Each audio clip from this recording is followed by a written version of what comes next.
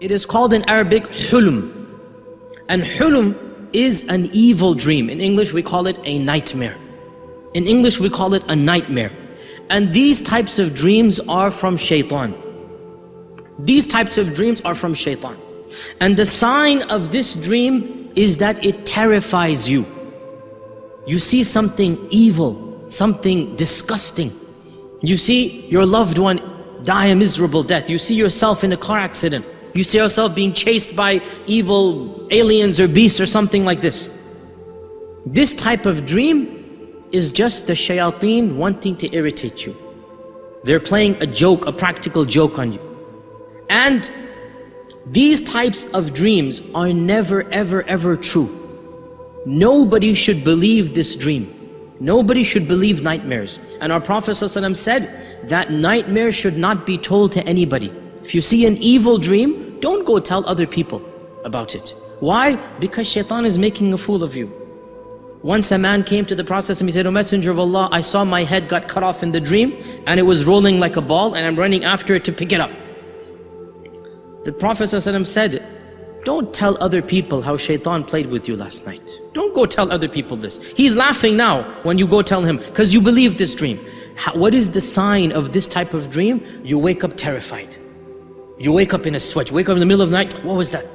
What did I see? This is the sign. This is from Shaitan. Shaitan does not know the future.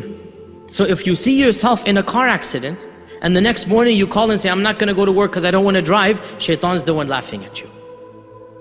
Shaitan's the one laughing at you because you believed him. The nightmares, you have to reject them because there is no truth, not an element of truth in them. Zero. And if you follow it and believe it, Shaitan is the one who will be the winner. A nightmare, the Prophet ﷺ said, if you wake up with that type of nightmare, you seek refuge in Shaitan. Say, "A'udhu billahi minash shaitanir rajim." And you're allowed to spit on the left hand side as you do this. And the spit that the Prophet ﷺ talked about is a spit where the noise is made but nothing comes out. Like that. It's called nafath. A noise is made but no spit actually comes out. And that is to expel Shaitan from you. And you say, "A'udhu billahi minash shaitanir rajim." And also the Prophet ﷺ said, whatever side you're on, turn to the other side. Why? Because Shaitan, while he's teasing you, he is around you or sitting on you. So when you say "A'udhu billah" and you turn around, he has to flee and run away. And the Prophet ﷺ said, if it's really bad, then even stand up and pray 2 rak'at to seek refuge in Shaitan and to establish that relationship with Allah. Whatever you do, you don't tell anybody, not your loved ones, not your spouse, not your friends, nobody. These types of dreams, you leave them. Also, by the way, dreams of a vulgar nature, wet dreams, these are also from Shaitan. Now, a man is not sinful or a woman is not sinful for having such dreams. However, as you all know, the fiqh is when you wake up and you find that you have reached that state, then you must perform an entire ghusl. That dream is from Shaitan, even though there's no sin on you because you don't control your dreams. And that is why the prophets never have wet dreams.